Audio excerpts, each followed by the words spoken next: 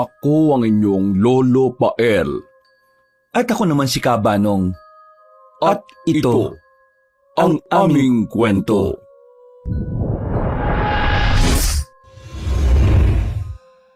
Bago nga pala magsimula ang ating kwento, sana'y mapindot nyo muna ang subscribe button at ang notification bell para lagi kayong nanonotify pag may bago tayong mga kwento.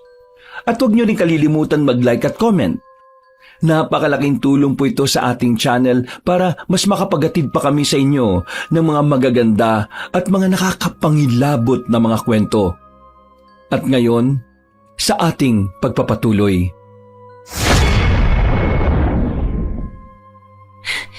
Sigurado ba kayo na dito ang daan papunta sa rest house ni na Lolo?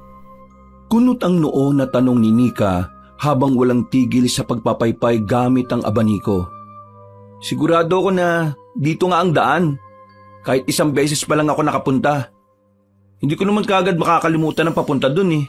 Ang haba naman na kasi ng biyahe natin eh. Hindi kaya naliligaw na tayo?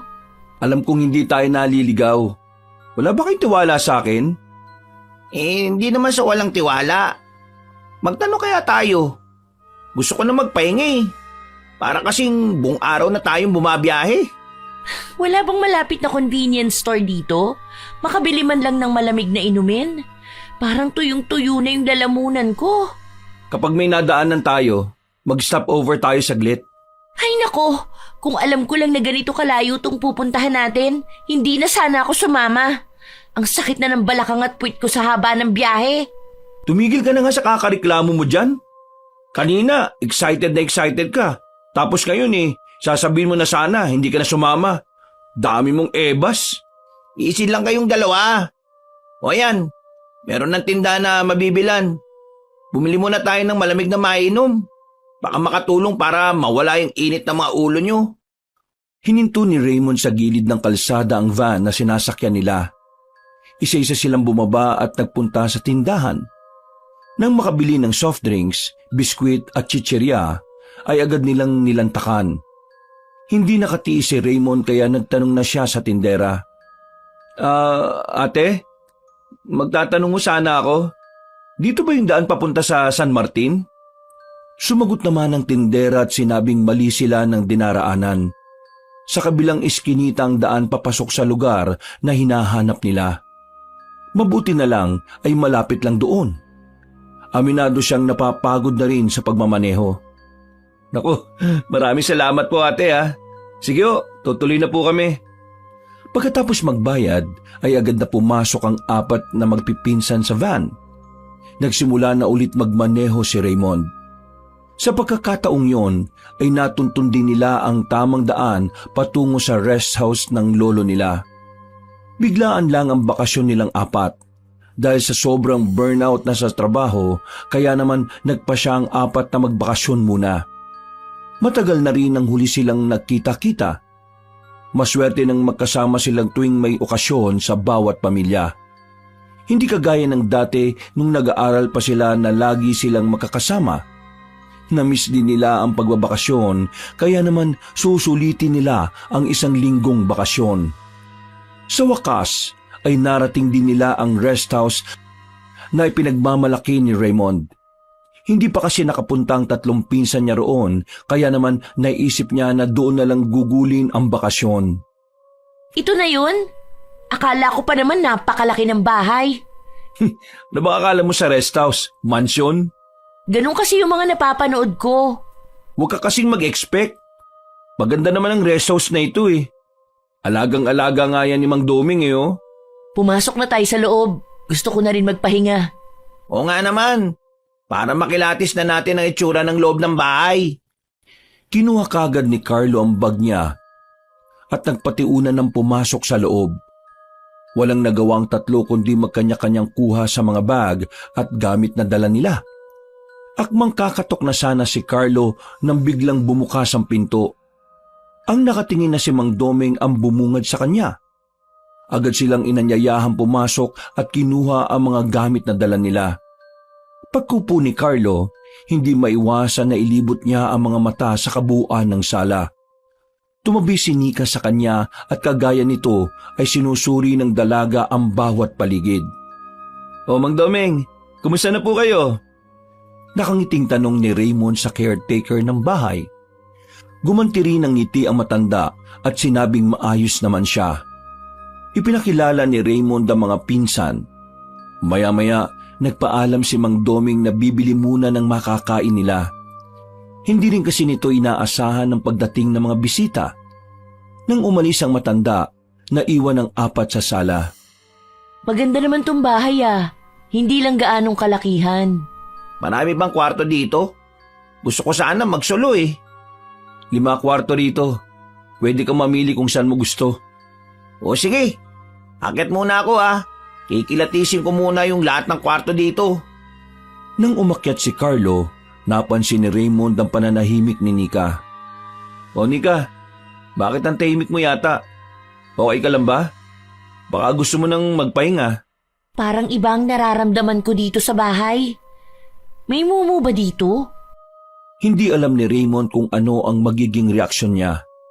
Titig na titig siya sa pinsan at bigla na lang siyang napabunghalit ng tawa. Hindi niya napigilang tawanan ito dahil sa sinabing kalokohan. Anong nakakatawa sa sinabi ko, kuya? Ang matured na natin para maniwala na may multo pa sa panahon ngayon. Nagtatanong lang naman ako. Nagpapaniwala ka naman na may mga multo. Evil spirit lang yan na nananakot ng mga tao, no? Madalas, gawa lang yan ang isip natin. Ate Arlene, pwede ba magkasama na lang tayo sa room? Ayoko mag-solo. Oo, sige. Naku, itong babae na to. Bulbuli na hanggang ngayon takot pa sa mga multo. Tara na nga sa taas para makapamili rin kayo ng mga kwarto nyo. Dala-dala mga gamit na makakasabay na umakyat ang 3. Pagdating sa 2 palapag, binuksan ni Raymond ang unang kwarto na nadaanan. Nakita niya si Carlo na nag-aayos ng mga damit sa cabinet na naroon. Lumingon naman si Carlo nang marinig na bumukas ang pinto. Dito na lang ako. Di ko trip yung ibang room eh. Sige lang, papipiliin ko lang tong 2 kung saan nila gusto. Sunod na binuksan ni Raymond ang 2 kwarto. Sinilip ng 2 dalaga ang loob. Nang makilatis nila, umiling sila pareho. Ilang kwarto pa ang binuksan ni Raymond. Sa totoo lang, walang nagustuhan si Nika kaya si Arlene na lang ang pumili. Yung 3 kwarto ang napili niya. Medyo malaki kasi yon kumpara sa iba. Ayusin niyo na lang yung mga gamit niyo dito ha. Doon na lang ako sa 2 kwarto. Sige na, magpahinga na rin muna kayo. Salamat, kami na ang bahala dito. Nang makapasok sa loob ng kwarto si Raymond, nilapag niya sa sahigang bag at patalong na higa sa kama. Agad niyang ipinikit ang mga mata. Iniisip niya kung saan magandang pumunta para naman makapag-enjoy sila. Sa sobrang pagod, hindi na malayan ni Raymond na nakatulog siya. Nagising din siya nang may kumatok sa pinto. Tinatamad pang bumangon kaya hindi niya pinansin ang kumakatok. Maya-maya, biglang bumukas ang pinto at pumasok si Carlo. Dumating na si Mang Domeng. Kumain na daw muna tayo. Gabi na rin eh. Nagugutom na rin ako. O sige, susunod na ako. Sinabihan mo na ba yung 2? Hindi pa. Naglilibot kasi ako sa labas kanina eh. Naaliw ako sa mga nakikita kong puno. Ang daming bunga. Saka, ang gaganda ng mga bulaklak. Delikado na naman yung mga bulaklak sa'yo. Baka iuwi mo pa sa atin yan, ha? Maluwag nang ngumiti si Carlo. Alam na alam kasi ni Raymond ang mga hilig at gusto niya. Aayusin ko sila tapos ibebenta ko online. Tsak na maraming bibili kasi kakaiba yung mga bulaklak na nandito eh. Oy, bago mo gawin yan, magpaalam ka muna kay Mang Domeng, ha? Baka magalit yun kapag pinitas o ginumpit mo yung mga bulaklak na tanim niya. Oo naman, magpapaalam ako. Baka hindi na tayo makabalik dito kapag nagalit yung matanda. O sige na, tumayo ka na dyan para makakain na tayo. Oo, sige. Mauna ka nang bumaba. Tatawagin ko lang yung 2. Nang makalabas si Carlo ng kwarto, bumangon na rin si Raymond. Inunat pa niya ang 2 kamay at pinalagutok. Tumayo na siya at pinuntahan ang kwarto ng 2 pinsan. Kumatok siya. Nang walang sumagot o nagbukas, inulit niya ang pagkatok. Ilang sandali pa, bumukas ang pinto. nakita niya si Arlene na bagong gising. Bagya pang nakapikit ang mga mata nito. Gisingin mo na rin si Nika ah. Kakain na tayo ng dinner. Sige, susunod na kami. Mahirap pa namang gisingin yung isa. Kahit ako nakatulog din eh. O sige na, bababa na ako. Nayugyug ni Arlene ang nanghihilik na si Nika. Bagyang nagising ng dalaga pero muli itong pumikit at sinandaya ng unan. Inaantok pa ako. Mamaya ka na lang matulog ulit, kakain na daw. Parang ayaw bumukas ng mga mata ko eh. Gusto pa nila matulog kaysa kumain. Iiwanan kita rito. Ikaw rin, baka mamaya may tumabi sa'yo habang natutulog ka. Nang marinig ni Nika ang sinabi ng pinsan, agad na nagmulat ang mga mata niya. Bumalikwas siya ng bangon at pairap na tinitigan si Arlene. Hindi naman napigilan ni Arlene na matawa sa ikinilos ng pinsan. Alam niya kung paano ito tatakutin. Nakakainis ka naman ate. Nananakot ka pa, alam mo naman na matatakutin ako. Kasi nga ayaw mo pang bumangon. Tara na, nagugutom na rin ako. Sasama ka ba o maiwan ka dito? Siyempre sasama. Ayoko maiwan mag-isa rito, no? Baka mamaya may lumabas na multo dyan sa cabinet. Nagdadabog na bumangon si Nika habang si Arlene ay hindi maawat sa pagtawa. Nang makarating ang dalawa sa kusina, tahimik na naupo si Nika. Napansin naman nilang Raymond at Carlo ang nakabusangot na itsura ni Nika. Oh, ano nangyari sa iyo? Ganyan ang mukha mo. Mukhang napasama gising mo ah. Nakakainis kasi si ate. Hilig manakot lagi. Ang hirap mo kasing gisingin. Babangon ka rin naman pala eh. Gusto mo tinatakot ka pa. O sige na, tama na muna yan. Kumain na muna tayo. Masasarap yung mga pagkain, oh. Tahimik at maganang kumain ang apat. Inaya rin nila si Mang Doming na sumabay na sa kanila pero tumanggi ang matanda. Kamote at nilagang saging lang daw ang kinakain nito sa hapunan. Nang matapos silang kumain, nagpresenta na si Arlene na siya na ang maghuhugas ng mga kinainan nila. Nanatiling nakaupo si Nika habang hawak ang cellphone. Hihintayin niyang matapos ang ginagawa ni Arlene. Sila Carlo at Raymond naman ay lumabas ng bahay para magyosi. O ano tol, may iniisip ka na bang plano para bukas? Wala pa nga eh. Ano bang gusto niyong gawin? Mamasyal? Mag-swimming? Ayoko sa mall ah. Sawang-sawa na ako pumunta dyan. Maganda sana yung exciting at may thrill naman. Saglit na nag-isip si Raymond. Binabalikan niya sa isip kung saan sila dating pumupunta nung nagbabakasyon sila. Halos 5 taon na rin ang nakalipas. Kasama niya mga magulang na mga panahon na yun. Bukod sa mall, ay nag-swimming lang naman sila sa dagat at falls. Siguro mabuti pa. Magtanong tayo dun kay Mang Doming. Siya ang maraming alam na pwedeng puntahan dito. Pwede rin naman tayo mag-swimming para maalis yung pagod sa mga katawan natin. Magdala na lang tayo ng mga pagkain. O sige, bukas tatanungin ko si Mang Doming. Tsaka ko na tulog na yun at nagpapahinga na ngayon. Nakakayang istorbo yun, no? Sa totoo lang, hindi naman nakakapagod ang ginagawa ko sa business ko eh. Masaya ako sa mga ginagawa ko. Kaya lang, pasaway ang mga tauhan ko kaya madalas na nai-stress ako eh. Hilig nila umabsent. Ayoko namang tanggalin dahil naaawa ko kaya inuunawa ko na lang sila. Sa panahon ngayon, mahirap maghanap ng trabaho. Alam ko naman na masaya ka sa ginagawa mo. Bata pa lang tayo hilig mo na yan eh.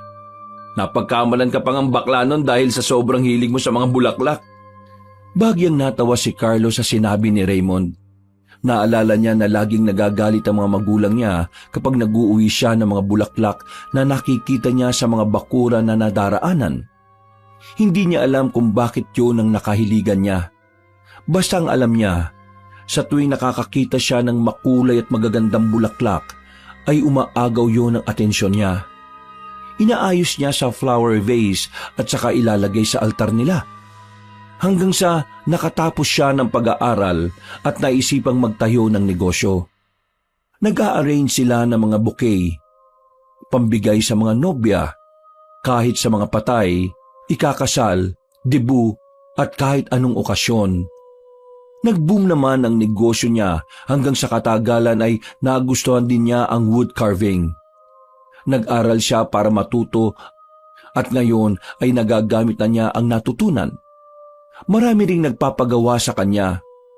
Karamihan ay mga disenyong hayop na namatay na alaga ng mga kliyente. Gusto kasi nila na i-display at laging nakikita ang mga yumaong alaga. Sa ganoong paraan, nawawala ang pangungulila at lungkot na nararamdaman nila. Alam ko sa sarili ko na straight ako, no? Wala pa lang talaga sa isip ko na pumasok sa relasyon.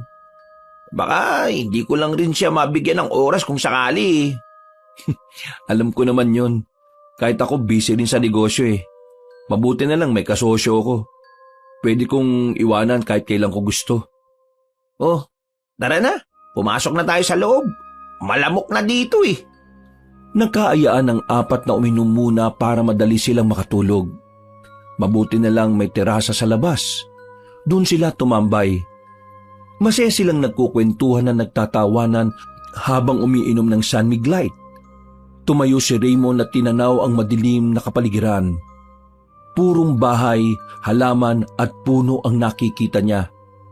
Kung siya ang papipiliin, mas gusto niyang tumira sa probinsya dahil tahimik at simple lang ang pamumuhay. Napapikit siya nang umihip ang preskong hangin. Ninamnam niya ang malamig na hangin na dumadampi sa balat at katawan niya. Ay, bukas nga pala magsuswimming daw tayo. May dala ba kayo mga panligo? Always ready to. Siyempre may dala ko. Mabuti pala at nagdala ko. Expected ko na yan na may magaganap na swimming. Itatanong ko bukas kay Mang Doming kung saan maganda mag-swimming dito. Yung malapit lang din. Hindi natin kabisado ang lugar eh. Mahirap nang lumayo. Mag-go hunting kaya tayo tapos si Nika ang leader natin. Che, ewan ko sa'yo, Kuya Carlo. Sabay-sabay nagtawanan ng 3. Hindi na naman kasi maipinta ang mukha ni Nika. Humahaba na naman ang huso nito at panay ang bulong. Mamamatay ng maaga yan si Nika kapag ginawa natin yun. Mumultuhin ko talaga kayo kapag namatay ako. Oh, si Nika na naman ang nakita nyo. Tigilan nyo na nga yan. Mamaya may mapipikon na naman eh. O paano? Paubos na tong iniinom ko. Mauna na ako sa inyo ha. Bukas, maaga tayo alis ha. Yung mga mahirap gisingin dyan, wag na rin magpuyat. Si Nika lang naman ang tulog mantika sa atin. Kapag hindi yan nagising agad bukas, iiwanan ko yan. Ate naman eh. Gigising ako na maaga bukas o kaya gisingin mo ko. Ayoko maiwan. Oo na, binibiro ka lang eh. O sige, dito na muna ako. Ako'y nabahala sa mga kalat dyan ha. Sige, kami nang bahala rito. Hindi na rin nagtagal ang 3. Nang maubos nila ang mga iniinom, ay magkakatuwang na iniligpit nila ang kalat. Nahihiya kasi sila kay Mang Doming kung siya pa ang magliligpit ng mga yon. Nang maiayos ang lahat, nagkanya-kanya na sila ng pasok sa kwarto. Habang nakaiga si Raymond, nakaramdam siya ng excitement para bukas. Tilaok ng manok ang nagpagising kay Raymond ng umagang yon. Bumangon siya at nag-inat. Hindi muna niya ginising ang mga pinsan. Diretso siya sa kusina para magtimpla ng kape. Pagdating sa kusina, naabutan niya si Mang Doming na nagluluto ng sinangag na kanin. Naamoy rin niya ang mabangong aroma ng pinipito na danggit at tuyo. Mang Doming, magandang umaga ho. Gumanti rin ng bati ang matanda sa kanya. Hindi siya nakatiis at lumapit siya sa kalan. Pinanood ni Raymond ang pagluluto nito. Nagpresenta na siya na ang magluluto ng iba pang ulam. Nakita niya ang hotdog at itlog na nasa plato. Wala na pala siyang lulutuin kung ganon. Nang matapos ang pagluluto ni Mang Doming, inutusan nito ang binata na gisingin at tawagin na ang ibang pinsan niya. Tumalima naman agad si Raymond. Isa-isa niyang kinatok ang pintuan ng mga kwarto ng mga pinsan. Maya-maya ay lumabas na rin ang 3. Pagkaupo sa harap ng lamesa, nakahain na ang mga pagkain at kape na gawa sa sinunog na bigas. Muntik nang matawa si Raymond nang makita ang kakaibang reaksyon ng mga pinsan nang matikman ang kape. First time niyo makatikim yan, no? Puro kasi kape sa Starbucks ang alam niyong inumin eh. Ang weird ng lasa, kuya. Wala bang gatas? Hindi uso ang gatas dito, no? Wala bang ibang ulam? Like bacon, ham, or spam? Tila nandidiri na tiningnan ni Nika ang danggit at tuyo na nasa plato. Ay nako, huwag kang maghanap ng ibang ulam. Tandaan mo, nasa probinsya tayo, wala tayo sa city. Kainin mo yan, masarap naman yan. Baka mangati ako kapag kinain ko yan. Uy, huwag kayong maarte, no? Kung ano nakahain, yun ang kakainin natin. Maya kayo kay Mang Duming, oh. Kasi pinaghirapan niyang lutuin yan. Alanganin pa rin ang itsura ni Nika. Wala na siyang nagawa nang lagyan siya ni Raymond ng kanin at danggit sa plato. Halos nakatitig ang tatlo kay Nika, kaya naman napilitan siyang sumubo. Muntik na niyang iluwa ang pagkain pero pinigilan niya. Tsak na magagalit si Arlene sa kanya. Nagsimula na rin kumain ng tatlo. Pinilit ni Nika na lunukin ang pagkaing sinubo. Maya-maya, kumuha rin siya ng itlog at hotdog. Hindi siya pwedeng mag-inarte dahil nahihiya rin siya kay Mang Domeng. Matanda na ito pero inaasikaso pa rin sila. Bigla tuloy niyang naalala ang namayapang lolo niya. Pagkatapos kumain, kinausap ni Raymond si Mang Domeng kung saan sila pwedeng pumunta para mag-swimming. Sinabi nito na may falls malapit sa lugar nila. Nasa loob yun ng kagubatan pero hindi naman malayo ang kailangang lakarin para makarating doon. Marami raw naliligo doon, lalo na kapag summer. Nang maayos nila ang mga gamit na dadalhin, ay bumiyay na sila patungo ng falls. Hindi naman sila naligaw dahil madali lang hanapin ang lugar. Sa bungad ng kagubatan ay may mga nakatayong bahay. Binati pa nga sila nang dumaan sila. Pagdating nila sa falls, ay halos napanganga ang apat dahil sa kagandahan ng tanawin na nakikita nila. Grabe, parang paradise ang lugar na to. Ang ganda ng mga puno dito. Pwede kayang kumuha ng mga sanga dyan? Nako, ayan na naman si Carlo. Oy, nandito tayo para maligo at mag-enjoy, no? Isang tabi mo muna yung pangunguha mo ng mga sanga ng kahoy at mga bulaklak. Wala namang may-ari ng mga puno dito eh. Saka, hindi naman yung buong puno ang kukunin ko. Kahit na, kabilin-bilinan ni Mang Domeng na huwag tayong mangialam ng kahit anong bagay dito sa gubat. Medyo creepy nga ang pakiramdam nung sinabi niya yung kanina eh. Iba kasi ang kaseryosohan ng mukha niya. Basta, hindi ko ma-explain eh. Kaya mabuti pa, sumunod na lang tayo sa kanya. Saka, tama naman eh. Naisip ko baka may nangangalaga dito sa lugar. Kahit papaano, naniniwala pa rin ako sa mga ganong bagay. Kaya tara na, ilatag na natin ang mga pagkain para makaligo na tayo. Sayang ang oras, malapit na magtanghali.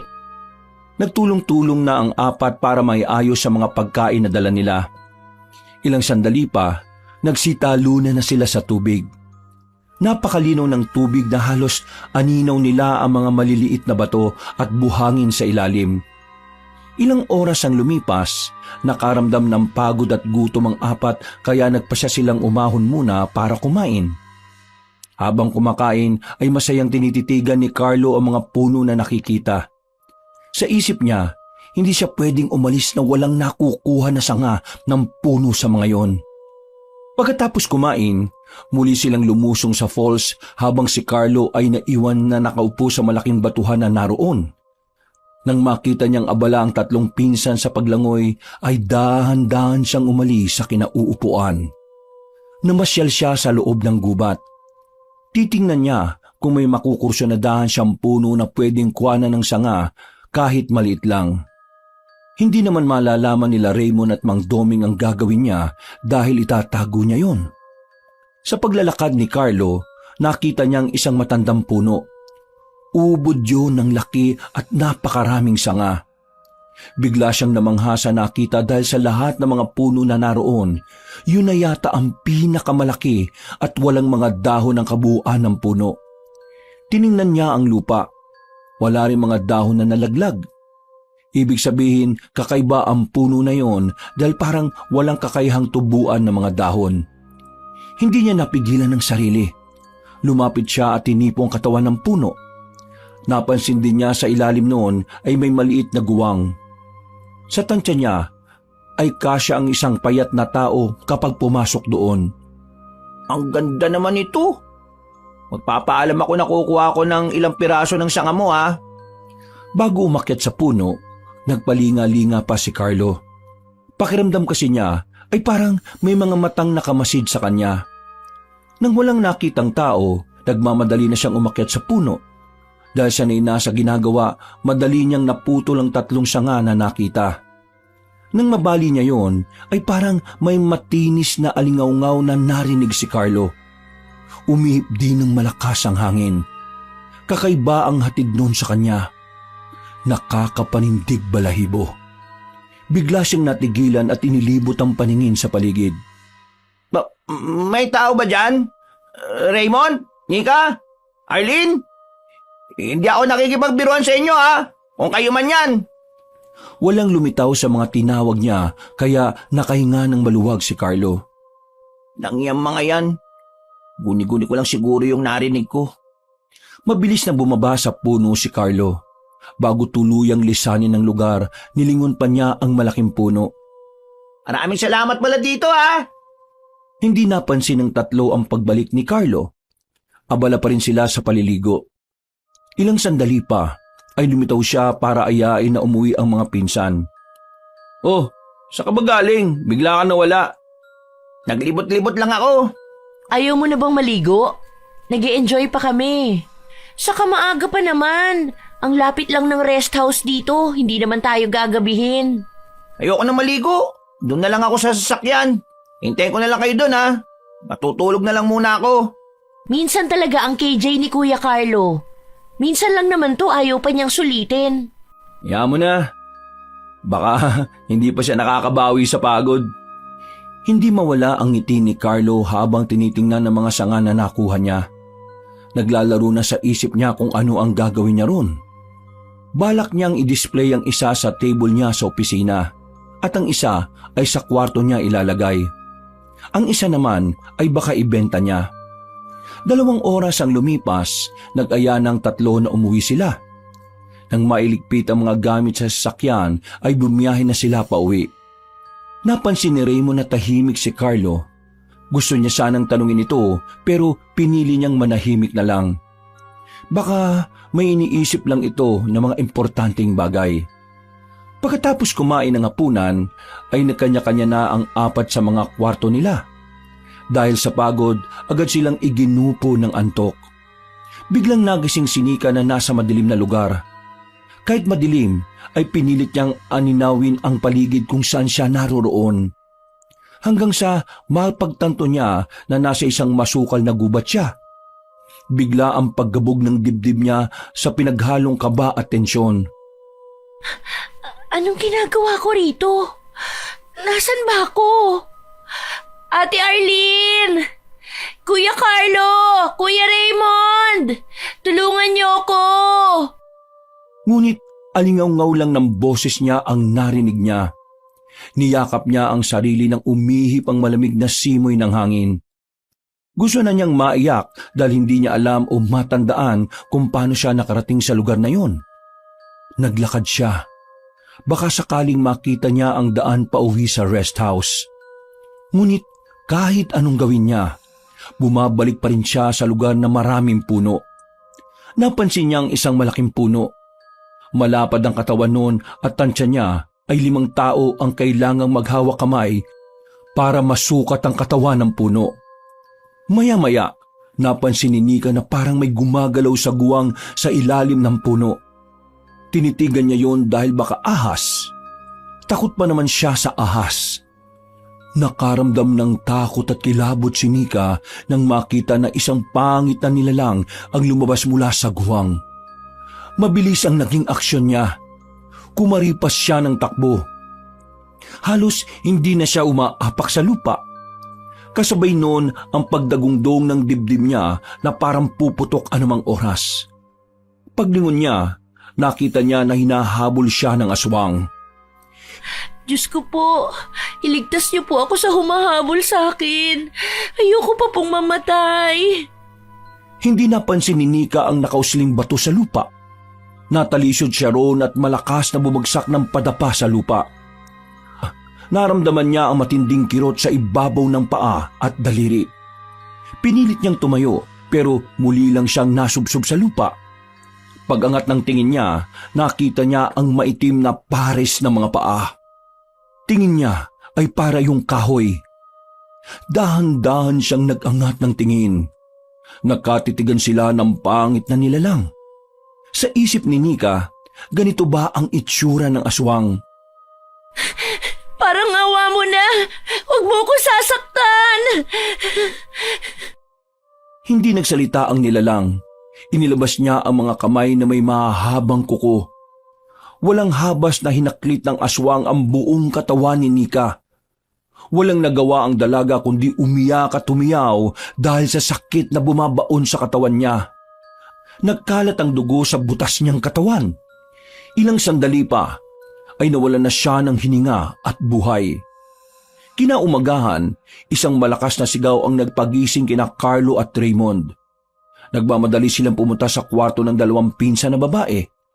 Nakalak ang pinto kaya hindi kagad mabuksan ng dalawang binata ang pinto.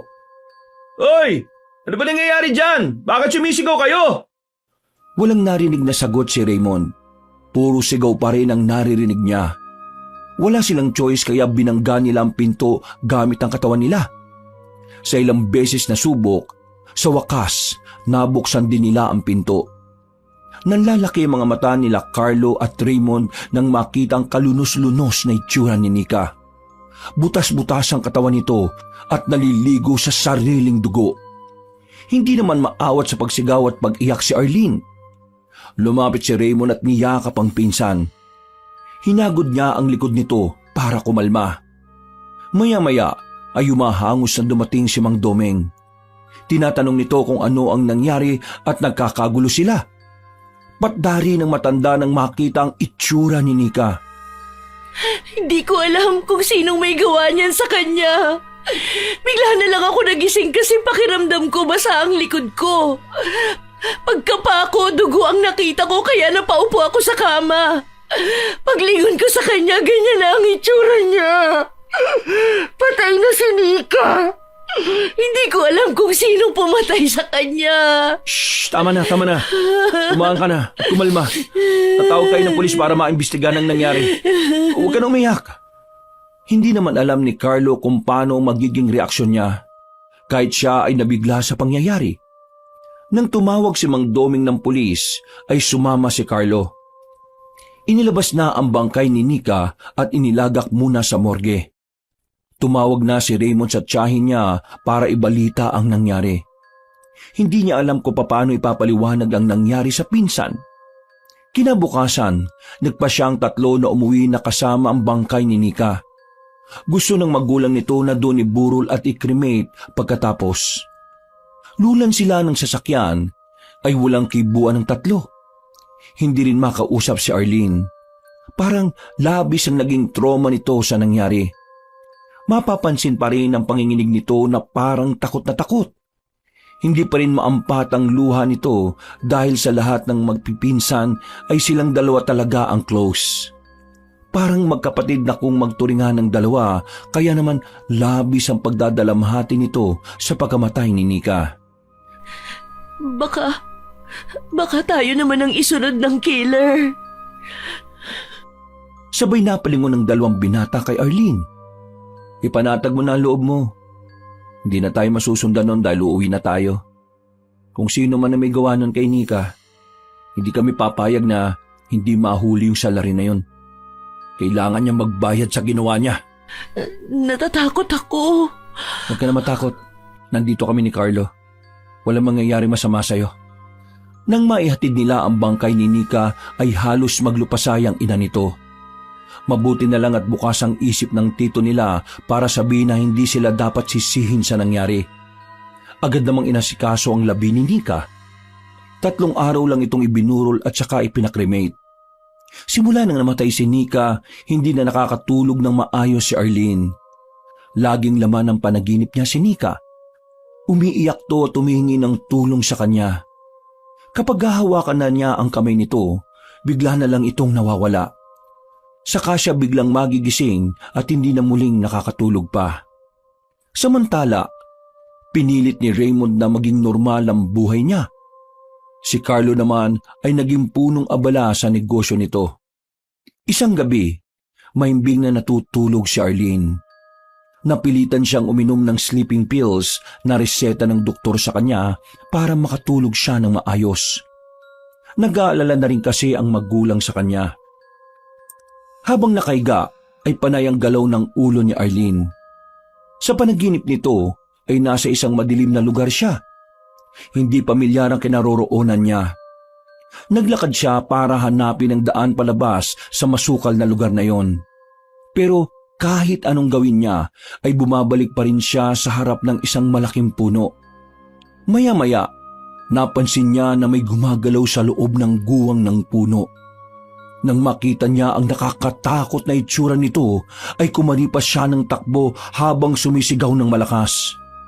Hindi rin niya napigilang tumulo ang luha. Alam niyang panaginip lang yun pero bakit pakiramdam niya ay parang totoo ang nangyayari.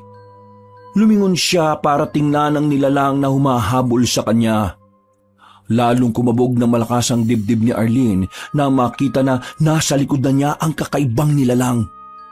Nakita pa niyang bagya yung ngumisi sa kanya. Habang tumatakbo ay itinaas nito ang isang kamay. Kitang-kita niya na kumislap ang mahabang kuko nito. Lalong nahintakutan si Arlene sa nasaksihan. Sa isip niya, kapag tumama yun sa katawan niya, tsak na katapusan na niya. Sino ka ba at bakit mo ako hinahabol? Hindi sumagot ang halimaw na umahabol sa kanya. Hingal na hingal at sobra na ang pagod na nararamdaman ni Arlene. Pakiramdam niya, anumang oras ay bibigay ang mga tuhod at binti niya. Leche, kailangan ko na magising! Diyos ko po, tulungan mo po ako! Bagyang bumagal ang pagtakbo ni Arlene. Bigla na lang niyang naramdaman na may dumaan na malakas na hangin sa tagiliran niya. Pagtingin niya sa harap, naroon na ang halimaw o aswang. Dahan-dahan yung ngumisi sa kanya. Napahinto sa pagtakbo si Arlene at dinig na dinig niya ang tibok ng puso. Parang lalabas yun sa sobrang kaba at takot. Naramdaman niya na palapit sa kinatatayuan niya ang aswang. Gusto niyang tumakbo ulit pero ayaw gumalaw ng mga paa niya. Parang nadikit yun sa lupa. Gamit ang mahabang kuko, sumugod ang aswang kay Arlene. Mabilis naman siyang nakailag pero naabot pa rin ang braso niya. Dumugo yun at ramdam niya ang hapdi gawa ng sugat na natamo. Muli pa sanang susugod ang aswang pero bigla siyang naglaho. Hinihingal na nagising si Arlene. Pagmulat ng mga mata, agad niyang nakita ang mama niya. Baka sa mukha nito ang matinding pag-aalala. Dahan-dahan siyang naupo at inihilamos ang dalawang palad sa mukha. Ang sama ng panaginip ko, Ma. Ayon sa ina, pinuntahan siya nito sa kwarto para tingnan kung mahimbing na siyang natutulog pero narinig nito na umuungol siya habang walang tigil sa pagbiling ang ulo. Kaya naman nagpa siya na itong gisingin siya. Hindi pa nga raw siya magising kahit anong tawag ng ina sa kanya. Kung hindi siya niyugyog, hindi pa siya magigising ng tuluyan. Maraming salamat po dahil ginising niyo ko. Ay, feeling ko binabangungot na ako kanina. Nagpaalam ang ina na ikukuha siya ng tubig. Nang mapag-isa, tiningnan niya ang braso dahil nararamdaman niyang mahapdi yun. Ganun na lang ang panlalaki ng mga mata ni Arlene nang makita ang dalawang mahabang kalmot sa braso. Namumula pa yon at may natuyo pang dugo. Kung ganun ay nagkatotoo ang panaginip niya. Imposible to. Akala ko panaginip lang. Pero bakit ako may sugat? Saglit na tumigil sa pag-iisip si Arlene nang pumasok ang ina sa kwarto. Agad niyang iniabot ang tubig at nilagok yon. Sige na, Ma, matulog ka na po para makapagpahinga ka. Okay naman na po ako. Maya-maya matutulog po ulit ako. Nang lumabas ang ina, nahulog sa malalim na pag-iisip si Arlene. Muli niyang tiningnan ang sugat sa braso.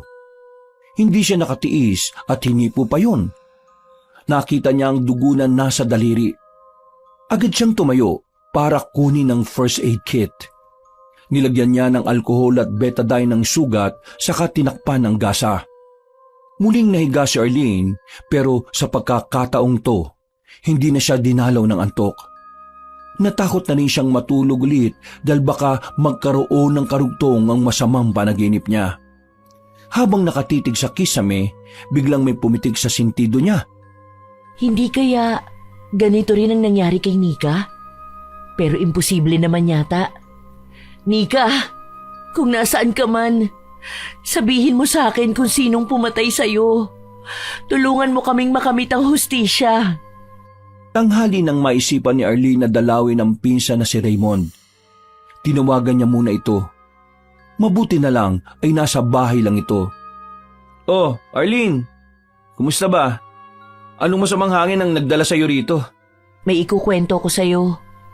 Napansin ni Raymond ang gasa na nasa braso ng dalaga. Oh, paano yan nasa braso mo? Tungkol nga dito ang sasabihin ko. Ang weird nang nangyari sa akin kagabi. Hindi ko alam kung paniniwalaan mo. Anong nangyari sa'yo kagabi? Masama ang panaginip ko. Hinahabol ako ng isang aswang o halimaw ba yun? Basta pangit ang itsura niya. Tapos sa panaginip ko, kinalmot niya ako gamit ang mahahaba at matutulis niyang kuko. Pagkagising ko, may sugat na ako sa braso kung saan ako tinamaan ng kalmot. Patingin nga ako ng sugat mo. Dahan-dahang inalis ni Arlene ang gasa sa braso. Kinilatis ni Raymond ang sugat. Mapula pa yon at sariwa pa. Mabuti na lang nakailag ako kung hindi. Baka nagaya ako kay Nika. Biglang nagtaas ng tingin si Raymond. Kunot ang noon nito nang marinig ang sinabi ng pinsan. Ano naman ang kinalaman ni Nika sa naging panaginip mo? Bigla ko lang naisip. Hindi kaya yun ang pumatay kay Nika? Epekto ba yan ng panunod mo ng mga horror o dahil kulang ka lang sa tulog o pahinga? Paano mo papaliwanag to? Nung nagkasugat ako sa panaginip, pagkagising ko meron talaga. Hindi ko alam pero napaka-imposible naman ang sinasabi mo kasi. Hindi na nga ako natulog kagabi kasi natakot ako na baka may karugtong pa yung panaginip ko. Mabuti na lang ginising ako ni Mama. Nasabi mo na ba yan kay Carlo? Hindi pa. Sa'yo ko palang unang sinabi. Hindi rin alam ni na Mama at Papa. Ayoko mag-alala sila. Kapag naulit ang panaginip mo, sabihin mo sa akin ha. Baka kasi nagkataon lang yung nangyari sa'yo eh. Nagpaalam na si Arlene na aalis na. Sunod naman niyang pinuntahan ng pinsang si Carlo. Mabuti na lang ay nasa pwesto ito. Kagaya ng dati, abala ito sa pag-aayos sa mga bulaklak. Hoy, napadalaw ka yata. Ano bang sa atin? Pwede ba kitang maistorbo saglit? Oo naman. Ay, teka. Malapit na tumatapos. Naupo muna si Arlene sa mahabang sofa na naroon. Habang abala si Carlo at ang ibang tauhan nito, nagmuni-muni muna siya sa kabuuan ng lugar. Mabango sa loob dahil sa mga bulaklak at halaman na naroroon. Pagtingin niya sa gilid, may table roon at nakita niya ang isang sanga ng puno na nasa paso at nakadisplay. Nasa loob pa ito ng isang parisukat na salamin. Kumunot ang noon ni Arlene dahil parang pamilyar sa kanya ang bagay na yun. Malalim siyang nag-isip kung saan niya yun nakita pero hindi niya maalala.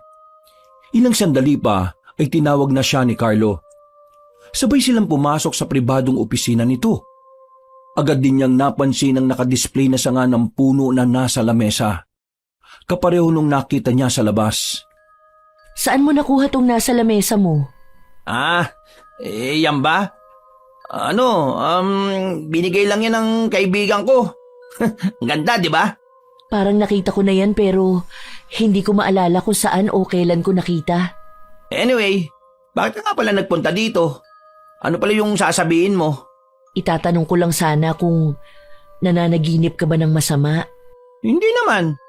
Lagi nga masarap ang tulog ko eh. Lagi kasi akong pagod. Daming inaasikaso ng mga orders ngayon. Kagabi, ang sama ng panaginip ko. May halimaw na humahabol sa akin tapos kinalmot niya ako nung naabutan niya ako. Paggising ko, may totoong sugat na ako. Itinuro ni Arlene sa lalaki ang braso na may takip na gasa. Baka naman nakakalmot lang yan ng alaga mong pusa. Wala naman kaming alagang pusa sa bahay. Baka nakamot o nakalmot mo habang tulog ka. Maggupit ka kaya kasi ng kuko mo. Pudpud ang kuko ko. Alam mo namang hindi ako nagpapahaba ng kuko. Imposible naman kasing mangyari yung sinasabi mo eh. Imposible naman talaga kung iisipin. Pero alam ko kung ano ang nangyari sa akin. Feeling ko, siya rin ang pumatay kay Nika. Base sa mga sugat niya sa katawan, hindi imposible yun. Sinabi mo nga, panaginip lang yun. Kaya imposible magkatotoo yung panaginip. Lagi nga sinasabi ng mga matatanda, di ba? Na ang panaginip ay kabaliktaran. Naguguluhan din ako pero kasi paano mo ito maipapaliwanag? Hindi ko rin alam. Alam naman, problemahin ko pa yan. Masyado akong busy, no? Alam mo kung ako sa'yo, magpahinga ka na. Baka epekto lang yan ng mga puyat mo ng mga nakaraang linggo. Hindi na kita pipiliting maniwala sa akin. Pero kapag nanaginip ka ng masama, sabihin mo sa amin ni Raymond.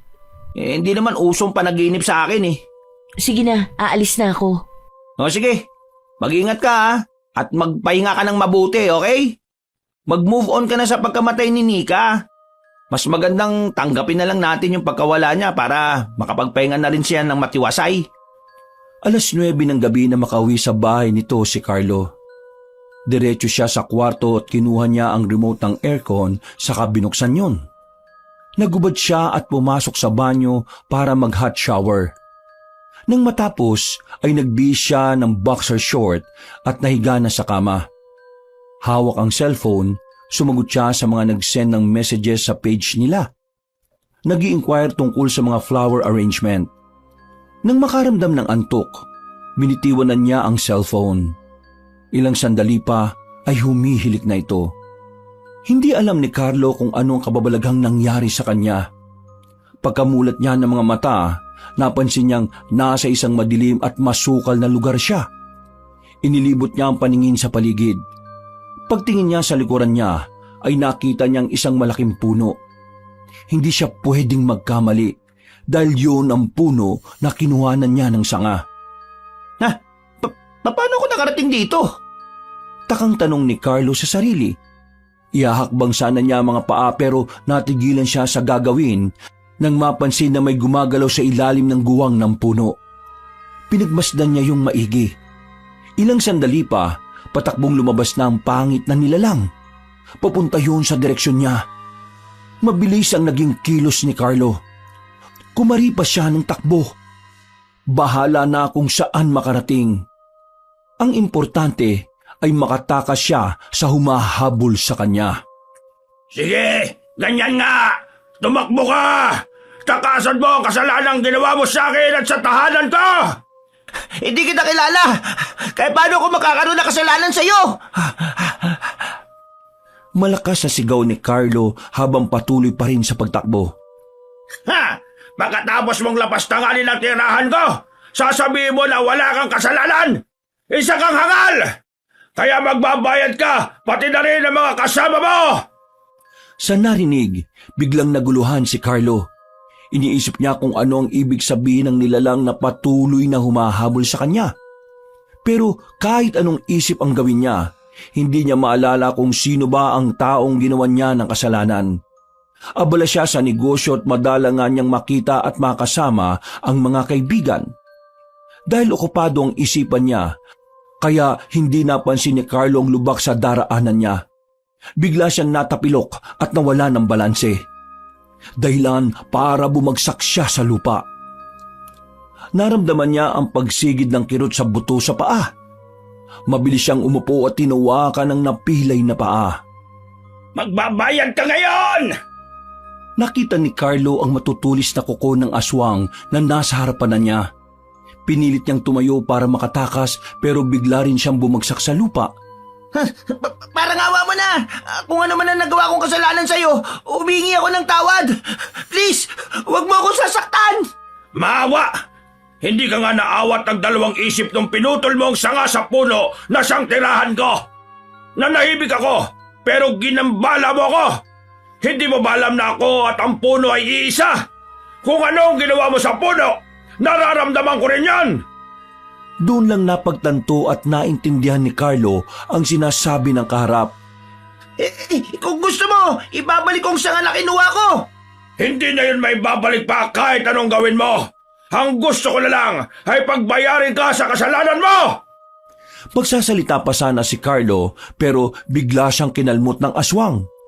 Pinilit niyang umiwas pero nahagi pa rin siya sa tiyan. Kahit nakaupo at lugmok sa lupa, pinilit niyang umisod pa atras. Bawat pag-atras niya ay siyang isang hakbang ng aswang palapit sa kanya. Nakangisi ito at bahagyang tumutulo pa ang malapot na laway. Hindi na napigilan ni Carlo na maiyak dahil nasa isang sitwasyon siya na hindi niya na yata kayang takasan pa. Muling itinaas ng aswang ang isang kamay. Kumislap ang mga mata at mahabang kuko nito. Akmang kakalmutin siya nito pero bigla siyang naglaho sa lugar. Biglang nagmulat ang mga mata ni Carlo. Narinig niyang tumutunog ang cellphone dahil sa alarm clock. Naliligo siya sa sariling pawis at halos dumadagungdong sa kaba at takot ang kanyang dibdib. Ilang beses siyang bumuga ng hangin para papayapain ang sarili. Nak ng tinapay. Grabe naman yung panaginip na yon. Parang totoong totoo. Biglang napahawak si Carlo sa tiyan niya. Naramdaman niya na masakit yun at naramdaman din niyang kumikirot ang paa niya. Pagtingin niya sa kanyang paa, namamaga yun. Tiningnan din niya ang tiyan at gano'n na lang ang gulat niya nang makita na may mahabang sugat doon. May mga dugo pang lumalabas. My goodness! Kung ganun, nakatotoo yung panaginip ko! Kahit maraming sumasakit sa kanya, pinilit ni Carlo na tumayo para kunin ang first aid kit. Kailangan niyang gamutin ang sugat. Kumuha rin siya ng yelo at inilagay sa ice pack saka idinampi sa paa. Nang matapos gamutin ang sarili, nahulog siya sa malalim na isipin sa kanya biglang naalala ang pinsan na si Arlene. Kagaya ng nangyari sa kanya ay ganun din ang kwento nito. Kinabukasan, nakita-kitang tatlo sa isang restaurant. Tinawagan ni Carlo ang dalawang pinsan. Nang makumpleto sila, hindi nagpatumpik-tumpik si Carlo at sinabi kagad ang nangyari sa kanya nung nakaraang gabi. Naniniwala na ako sa kwento mo, Arlene. Nanaginip ka rin ba? Oo, parang totoong-totoo yung panaginip ko eh. Nung nasugatan ako ng halimaw na aswang na umahabol sa akin, pagkagising ko, totoo may sugat na ako. Bahagyang itinaas ni Carlo ang damit para ipakita ang natamo niyang sugat.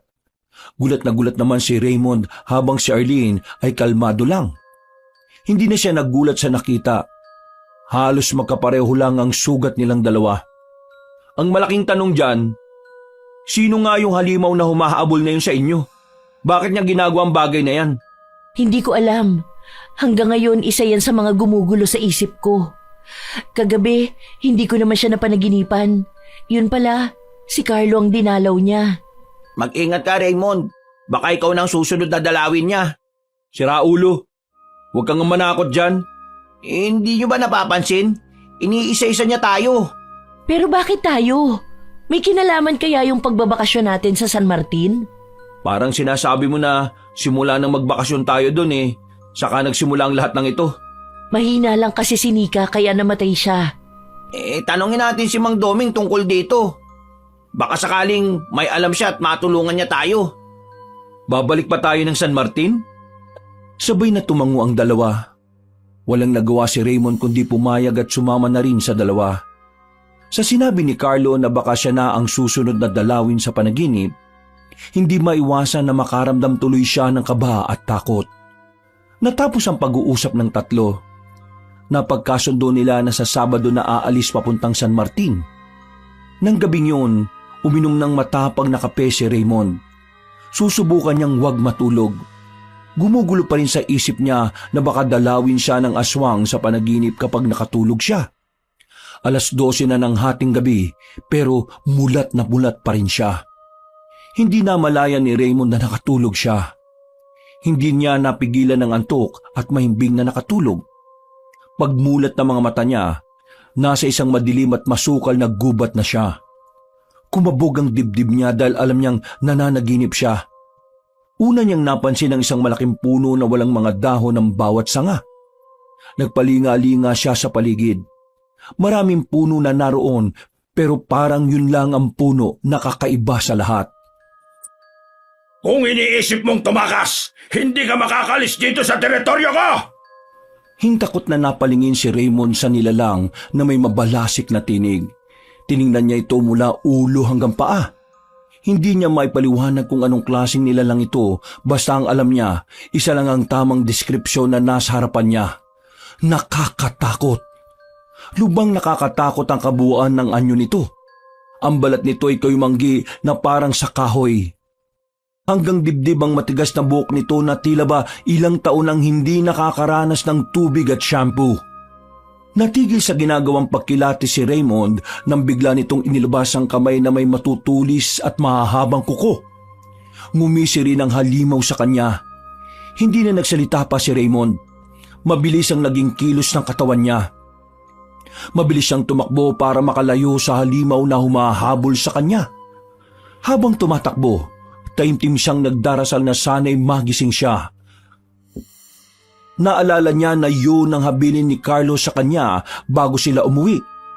Para makaligtas siya sa tiyak na kamatayan, kailangan niyang magising o piliting gumising, pero paano niya gagawin yun? Halos puro puno lang ang nadaraanan niya. Wala man lang kahit isang bahay. Tumingin siya sa likuran.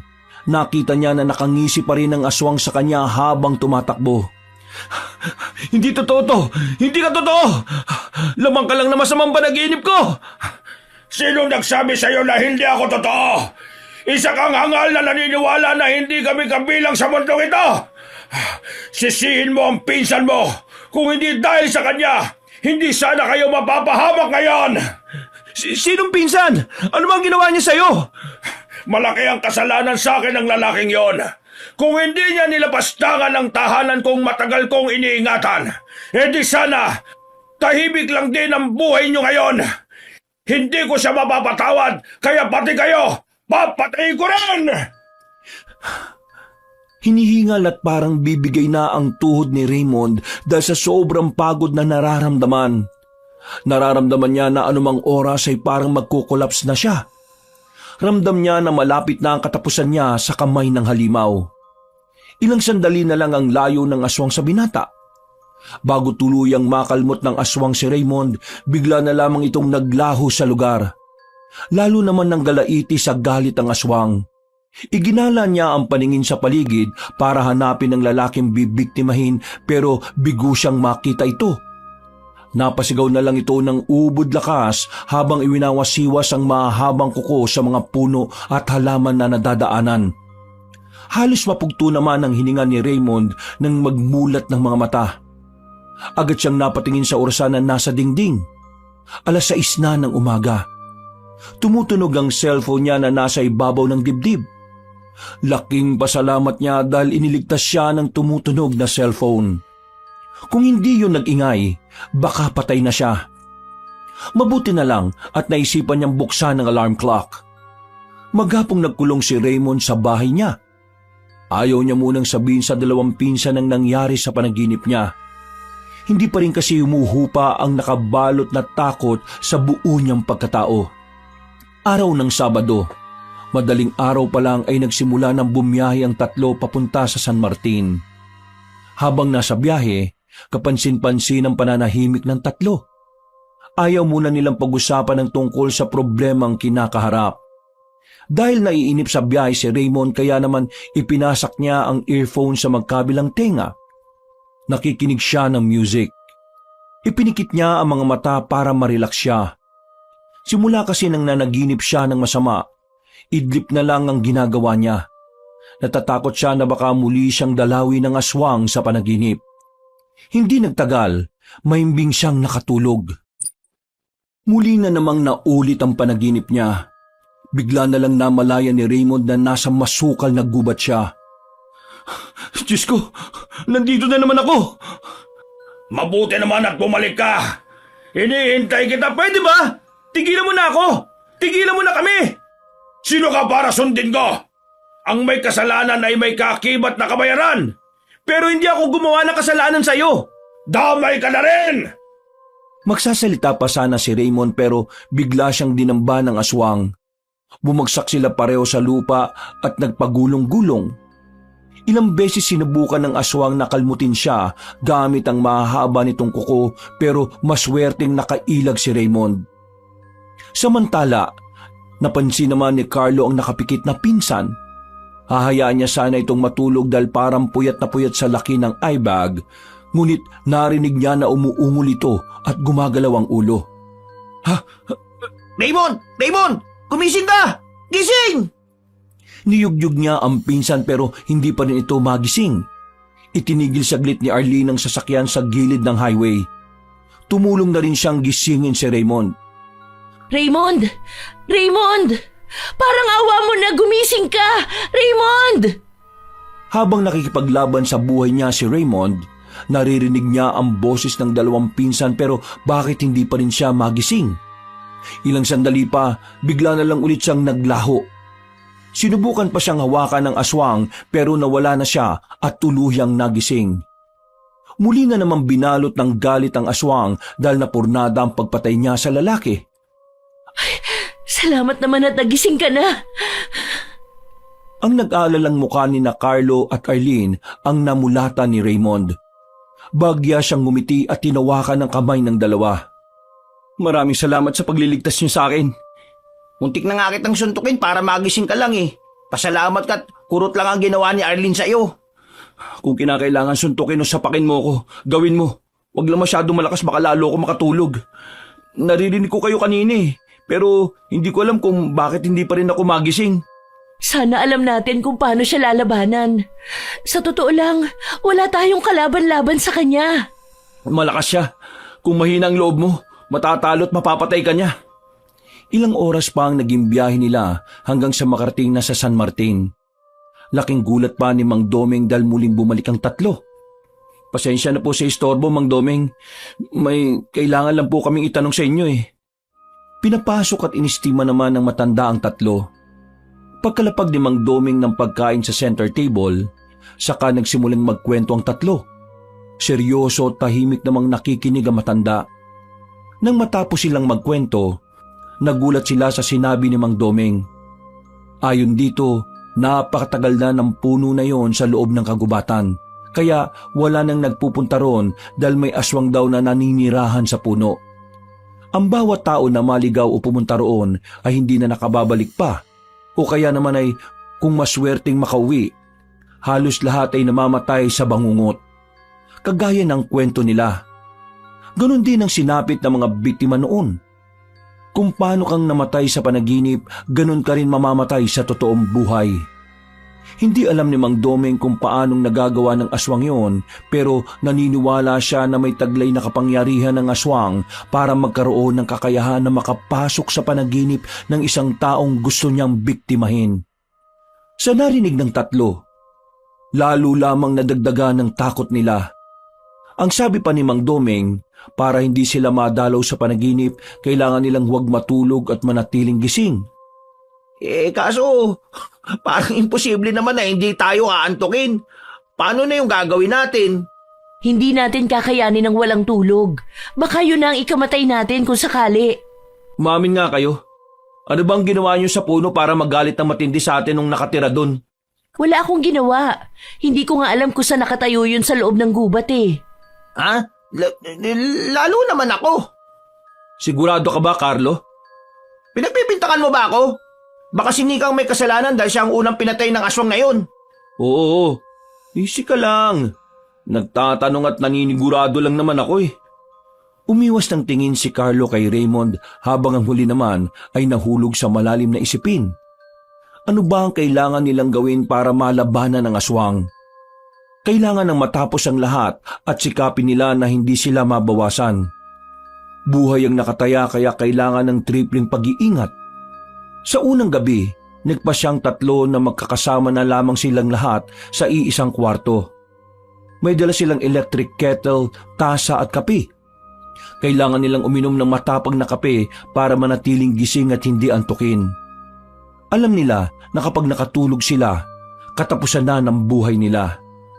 Nang gabing yon, parang ang bagal ng takbo ng oras para sa kanila. Alauna na madaling araw, mulat pa rin sila. Naglalaro sila ng baraha para malibang. Maya-maya, humikab si Carlo.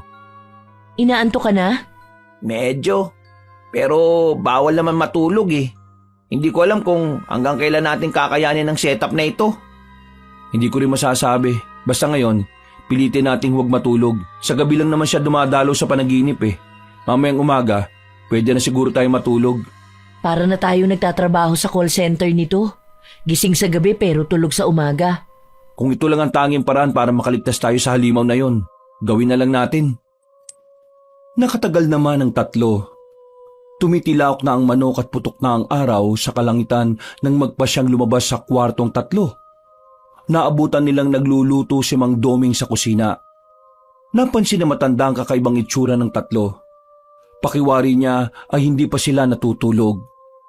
Tinimplahan niya ng kape ang magpipinsan at naghain na rin ng makakain para sa kanila. Mabuti naman at may luto ng pagkain. Medyo nagugutom na ako. Pagtapos natin kumain, matutulog na ako ha. Magpababa muna kaya tayo ng kinain bago kayo matulog. Baka naman bangungutin kayo dahil busog pa kayo natulog na kayo. Sobrang antok na talaga ako eh. Kung hindi lang din ako nagugutom, mas uunahin ko pang matulog kaysa kumain. Nang matapos kumain ng tatlo, nagkanya-kanya na silang pumunta sa mga kwarto. Nahiga si Arlene pero hindi pa siya dinadalaw ng antok.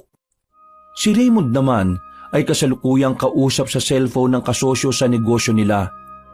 Hinabili niya na ito muna ang bahala sa lahat habang may importante siyang inaasikaso.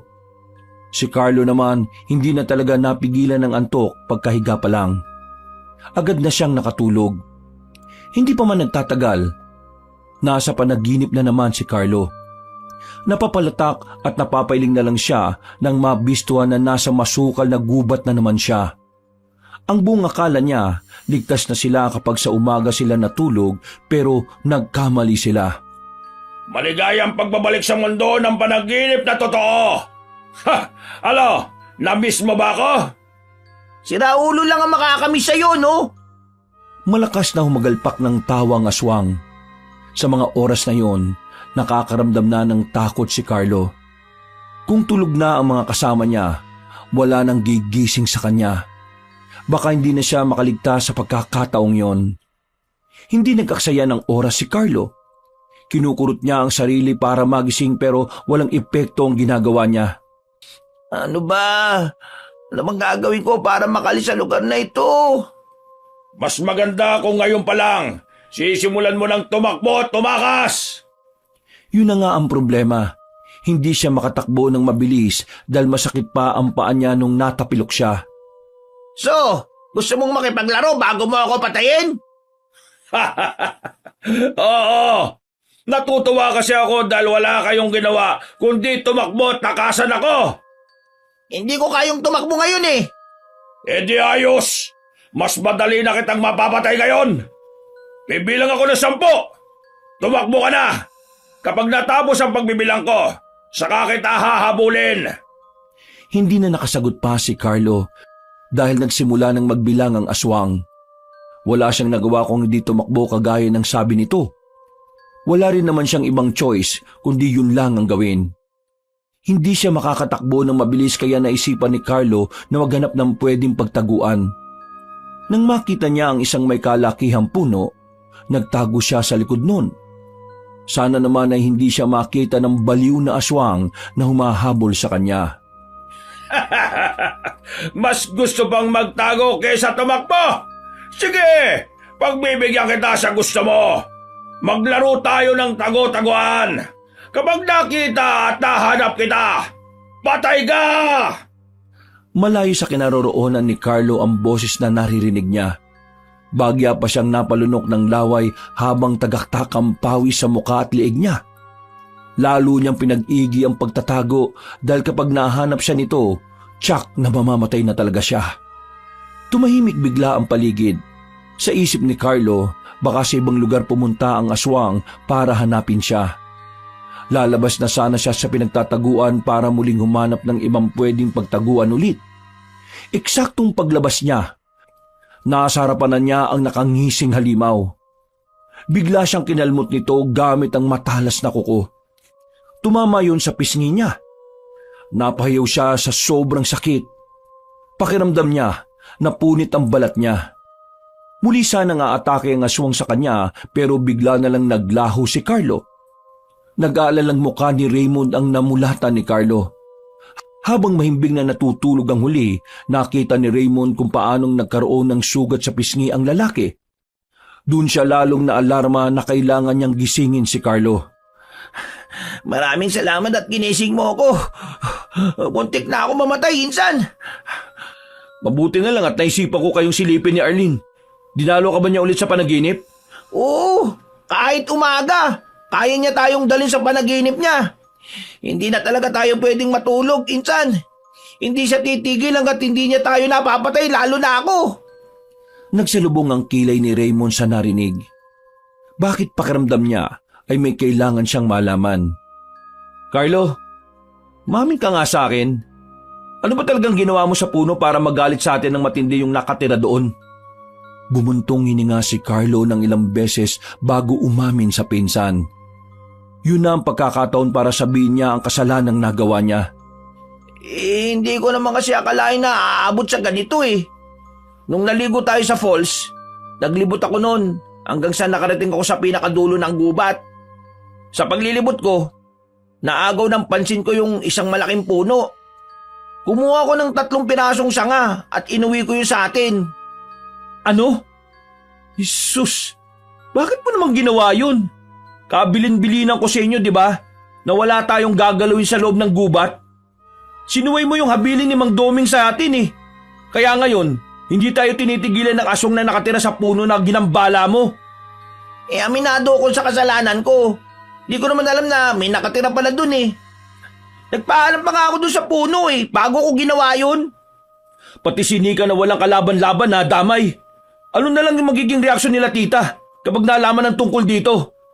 Hindi naman na natin kailangan sabihin sa kanila ang kababalagang nangyari sa atin. Kasi baka madamay pa sila eh. Dapat pala humingi ka ng tawad eh. Ginawa ko na yun, insan.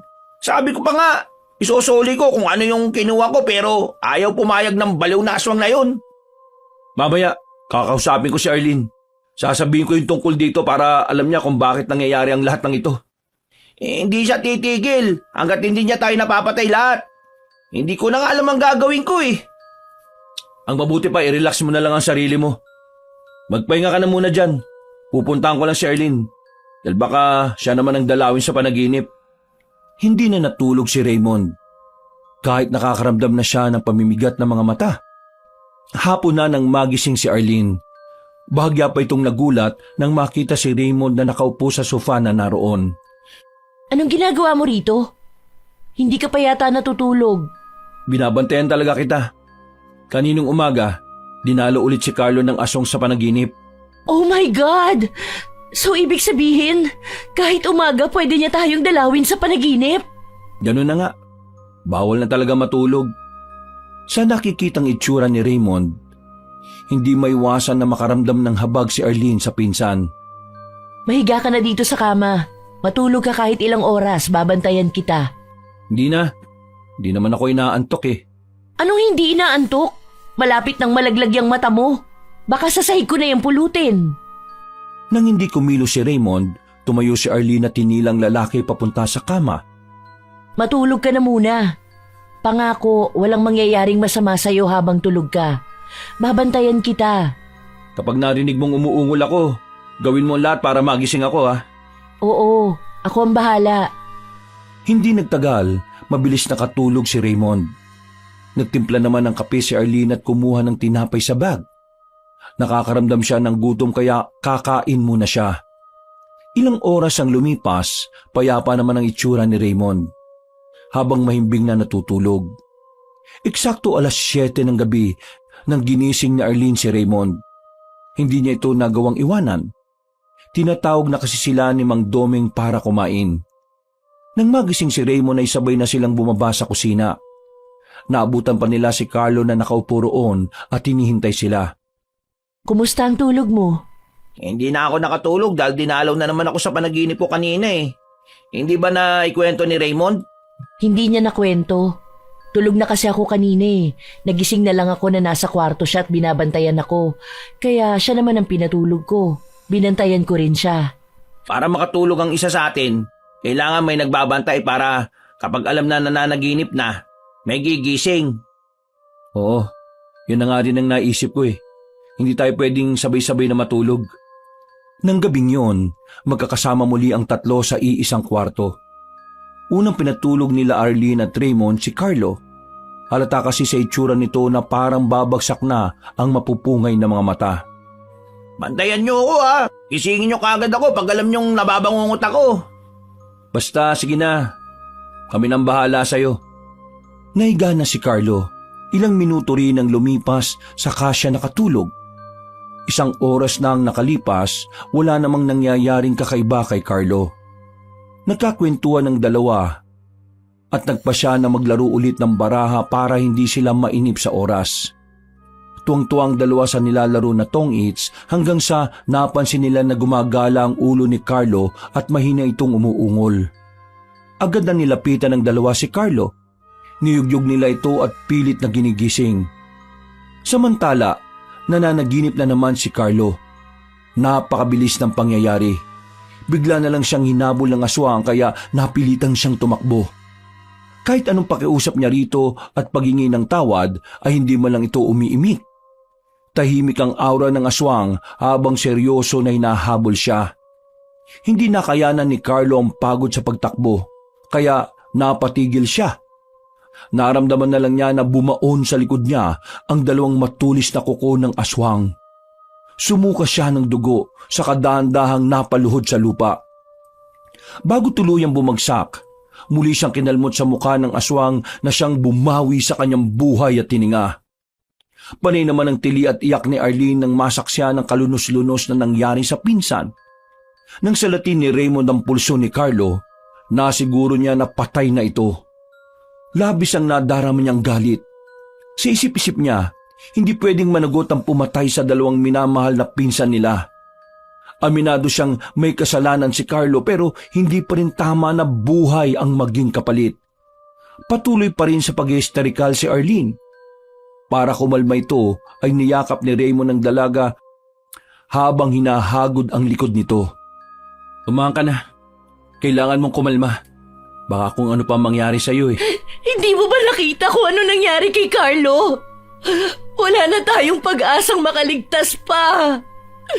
Tayo na ang isusunod niya. Ayoko pa mamatay. Wala nang mamamatay sa atin. Kailangan mo lakasan ang loob mo kung gusto mo mabuhay. Lalong humagulgol ng malakas si Arlene. Maya-maya, dumating si Mang Domeng. Magtatanong pa sana ito kung ano ang nangyari at nag-iingay sila nang makita nito ang wala ng buhay na katawan ni Carlo. Sa kanya naintindihan ang kaguluhan na naririnig. Nang gabing yon, kinuha ang bangkay ni Carlo at inilagay muna sa morgue. Bukas na bukas din ay uuwi nila ang bangkay nito. Nang makabalik sa rest house ang tatlo, tahimik na umakyat si Raymond sa kwarto niya. Napansin naman ni Arlene ang pananahimik ng lalaki kaya sinundan niya ito. Naiga sa kama si Raymond.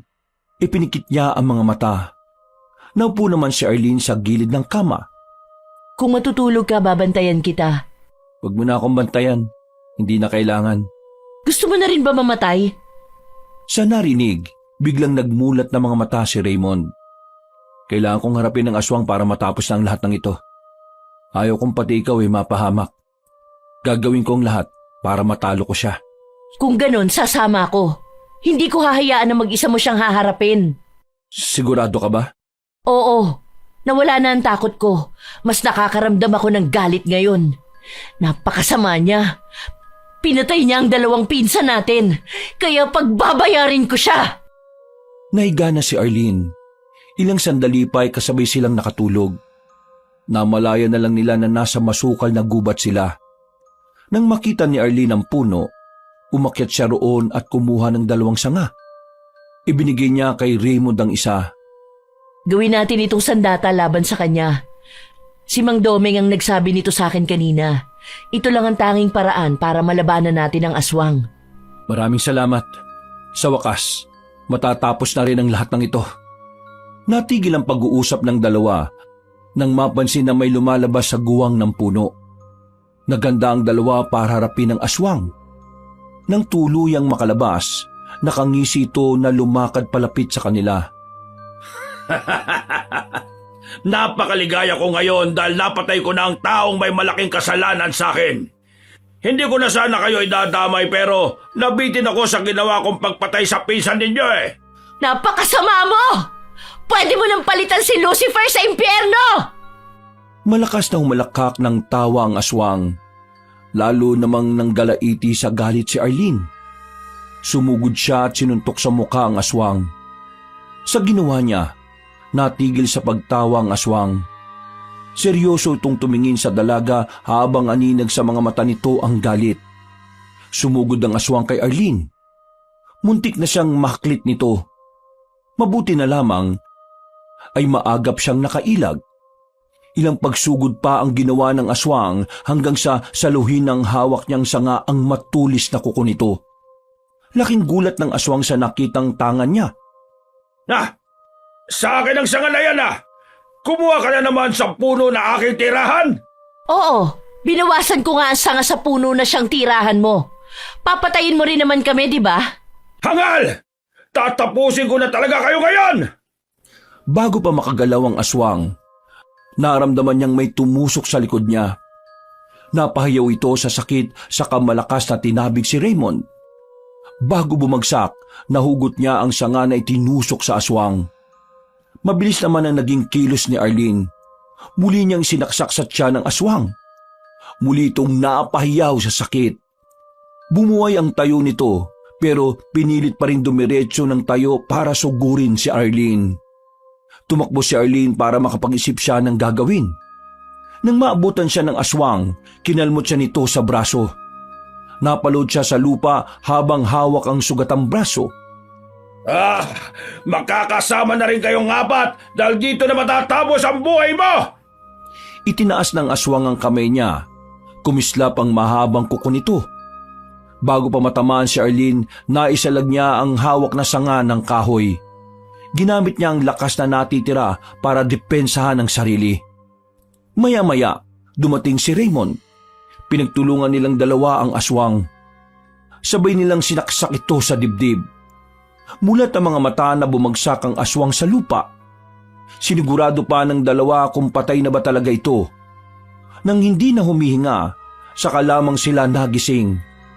Laking gulat pa ng dalawa nang makita na hawak pa nila ang sanga ng puno. Sa wakas, tapos na. Natalo natin ang aswang. Hindi ako makapaniwala na pati ito nadala natin dito.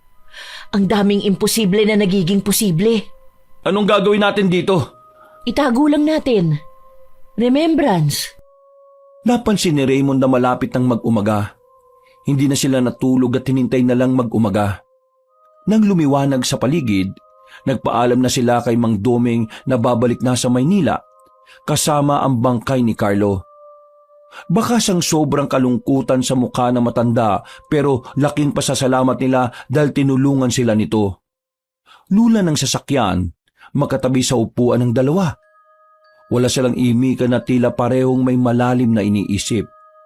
Maya-maya, hindi na malayan ni Arlene na nakatulog na siya. Napansin naman ni Raymond na nakapikit ang katabi. Hinayaan niya lang ito at saka nakinig ng music sa cellphone. Nagmulat na mga mata si Arlene. Nakaidlip pala siya. Pagtingin niya kay Raymond ay nakapikit din ito at bagyang nakanganga. Muntikan pa siyang matawa sa itsura nito pero bigla siyang natigilan. May bumundol na kaba sa dibdib niya. Malakas siyang niyugyog ang pinsan at maya-maya nagising na ito. Kinapa ni Raymond ang labi. Baka kasi tumutulo ang laway niya. Uy, grabe ka naman kung makayugyog. Akala ko kasi nananaginip ka ulit eh. Wala na, patay na ang aswang. Hindi na niya tayo madadala sa panaginip niya. Mabuti naman kung ganon. Nag-alala lang naman ako. Ipanatag mo na ngayon sarili mo. Hindi na niya tayo gagambalain pa, no? Sana nga. Nang makarating ang dalawa sa bahay ng magulang ni Carlo, halos may matay ang ina nito nang makita ang kalunos-lunos na sinapit ng anak. Agad itong dinala sa punerarya at ibinurol sa bahay nila. Maraming kamag-anak at kaibigan ang nagpunta sa lamay. Sila Arlene at Raymond naman ay hindi iniwan ng tiyahin at tiyuhin. Hindi nila kayang ipaliwanag kung paanong namatay si Carlo, basta sinabi nila na nakita nilang ganun na ang lalaki kagaya ng nangyari kay Nika. Bago mailibing si Carlo, napanaginipan ni Raymond ang pinsan.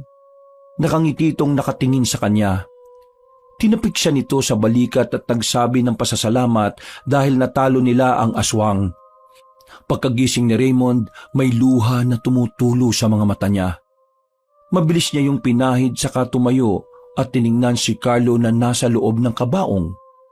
Mabuti naman at matatahimik ka na, insan. Makikita rin tayong muli. Hindi man ngayon pero saya dyan ang panahon kung kailan. Paalam, Carlo. Mahal na mahal kita. Babaunin ko sa alaala kong lahat ng pinagsamahan natin. Naramdaman ni Raymond na may tumabi sa kanya. Nalingunan niya si Arlene na mugto na rin ang mga mata. Oh, okay ka lang ba? Hindi, pero magiging okay din ako. Makaka-move on din ako. Hindi pa lang sa ngayon dahil nabawasan na naman tayo. Inakbayan ni Raymond ang pinsan at tinimas ang balikat nito. Mag-move on ka na. Kasi baka hilahin ni Carlo yung paa mo kapag natutulog ka. Napaninginipan ko siya eh. Maayos nang lagay niya sa kabilang buhay. Muli na namang umagos ang masaganang luha sa mga mata ni Arlene. Pinigilan niyang humagulgol. Naramdaman na lang niya na hinahagod ni Raymond ang buhok at likod niya. Masakit naman talaga na isa sa mga mahal natin sa buhay ang mawala. Pero ganun talaga ang buhay. Lahat tayo mamamatay. Iba-iba nga lang ang paraan kung paanong babawiin ang buhay na hiram natin. Kaya maging masaya na lang tayo dahil kahit papaano humihinga pa tayo at may pagkakataon pang mabuhay sa mundong ito. O sige na, tumahan ka na. Papangit ka lalo kapag panay ang iyak mo. Che, buwisit ka. Di naman ako pangit, no? Kaya nga, huwag ka nang umiyak para hindi ka pumangit. Kinabukasan, matiwasay na nailibing si Carlo at bago tuluyang tabunan ng lupa ang kabaong nito, ay naghagis sila ng magaganda at makukulay na bulaklak. Alam nila na labis na matutuwa ang lalaki dahil hilig nito ang mga bulaklak. Inihagis din ni Arlene ang mga sanga na kinuha ni Carlo. Ayaw na niyang makita pa yon dahil naaalala lang ni Arlene ang mga naranasan nila sa kamay ng aswang. Nang matapos ang libing, nagkanya-kanya na silang uwi sa mga bahay nila. Pagdating ni Arlene sa bahay nila, naabutan niya ang bunsong kapatid na nilalaro ang sanga ng puno na alam niyang nakatago na. Saan mo nakuha to? Hindi sumagot ang kapatid niya at nanatili lamang nakatitig sa kanya. Maya-maya, biglang nagbago ang paligid na kinatatayuan ni Arlene. Nasa masukal na gubat na naman siya at muli niyang nakita ang aswang na akala niya ay napatay na nila. Sumugod ito sa kanya. Mabuti na lang at naisangga niya ang sanga na hawak. Akala mo ba'y patay na ako? Diyan ka nagkakamali dahil buhay na buhay pa ako! Hindi! Hindi ka totoo! Panaginip lang to! Malakas na humalakak ang aswang habang si Arlene ay nagdarasal na sana ay magising siya. Wakas,